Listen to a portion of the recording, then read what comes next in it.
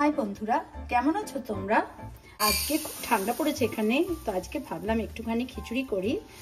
So আমি 1.5 cup মতো ডাল নিয়ে নিলাম। ডালটাকে একটু ভেজে নেব। চালটাকেও আমি ভালো করে ধুয়ে রেখে দিয়েছি। ডালটা হালকা করে ভেজে নিলাম। চলো এবার একটু ধুয়ে এর মধ্যে ডালটাকে আগে সেদ্ধ করতে দেবো, তারপরে চালটা দেবো। ডালটাকে ধুয়ে নিয়ে দুটো আলু দিয়ে ডালটাকে আমি এবার সেদ্ধ করতে দেবো, তারপরে চালটা দেব। চলো ডালটা সেদ্ধ হোক। ডালটা অনেকটা সেদ্ধ হয়ে এসছে, ফেটে ফেটে এসছে। এইবার আমি এর মধ্যে চালটাও দিয়ে দেবো।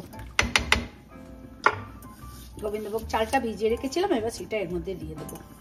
এইবার দুটো একসঙ্গে সেদ্ধ হবে। বাস একবার নেড়ে দিই। এবার ডালে চালে একসঙ্গে হোক। তড়কা দেব বলে আমি 3খানা টমেটো নিয়েছি। 3টে টমেটো দেবো আর একটু গুঁড়ো মশলা দেবো। এই খিচুড়ির সাথে কিছু তো ভাজা চাই। তো দেখো, সেদিন ইলিশ মাছ এনেছিলাম, তাই একটু ইলিশ মাছ ভাজা করব, বেগুন ভাজা করব। বেগুন ভাজা দিয়ে খিচুড়ি খেতে আমার খুব ভালো লাগে। অভিজিৎ বললো একটুখানি কপি ভাজা খাবে, তো কপি ভাজা, বেগুন ভাজা আর এটা হলো ইলিশ মাছ ভাজা। বাস, ভাত ডালটা সেদ্ধ হয়ে গেছে। আমি এখানে তেল দিয়েছি এই অলমোস্ট 4 টেবিল স্পুন মতো।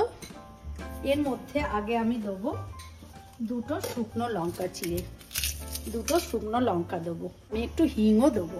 হিং আর শুকনো লঙ্কা আগে একটু করে নিয়ে দেবো। এইবারে যখন এরা ফুটতে শুরু করবে তখন এর মধ্যে আমি টমেটোটা দিয়ে দেবো, দিয়ে ঢাকা দেবো। দেখি টমেটোগুলো একটুখানি ময়েস্ট হলো কিনা। হয়ে এসছে, আর একটু হলে ভালো হয়। চলো দেখি। হ্যাঁ, একদম ময়েস্ট হয়ে এসছে। এবার ভালো ময়েস্ট হয়ে এলে টমেটোটা খিচুড়ির ওপরে খুব ভাল লাগে। এইবারে এর মধ্যে আমি 1 চামচ গরম মশলা গুঁড়ো দিলাম আর 2 table spoon almost 3 table spoon ভাজা জিরে গুঁড়ো দিলাম। তার সাথে পরিমাণ মতো নুন দিলাম।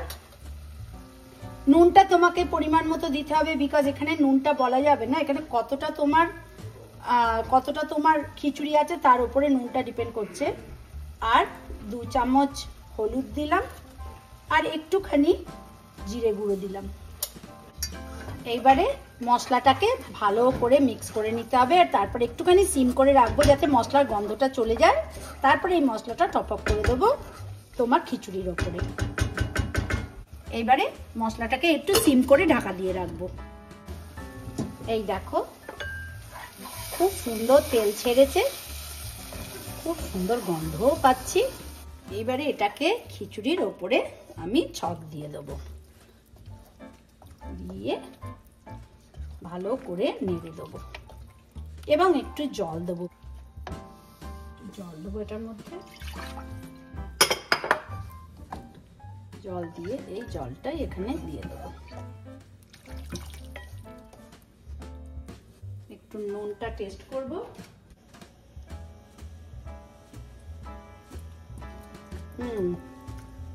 দারুণ খেতে হয়েছে। নুনও একদম পারফেক্ট আছে। একটু ফুটুক, তারপরে নামিয়ে দেবো। এর মধ্যে একটু হালকা মিষ্টি দেবো, হালকা। সো আমি এখানে গুড় জাস্ট অল্প করেই দেবো। খিচুড়ি আমার ফুটতে শুরু করেছে। কি ভালো গন্ধ বেরোচ্ছে। আমি প্লেটিং করে কিরম খেতে হলো তোমাদের দেখাবো। চলো বন্ধ করে দিই। All done. একদম খিচুড়ি রেডি। ওপর দিয়ে সুন্দর করে একটুখানি গাওয়া ঘি ছড়িয়ে দিলাম। আমার ইলিশ মাছ আর বেগুন ভাজাও রেডি। এই দেখো, আমার দুটো খাবারই রেডি। আজকে প্রচন্ড ঠান্ডা এখানে, তার মধ্যে তেরে বরফ পড়েছে।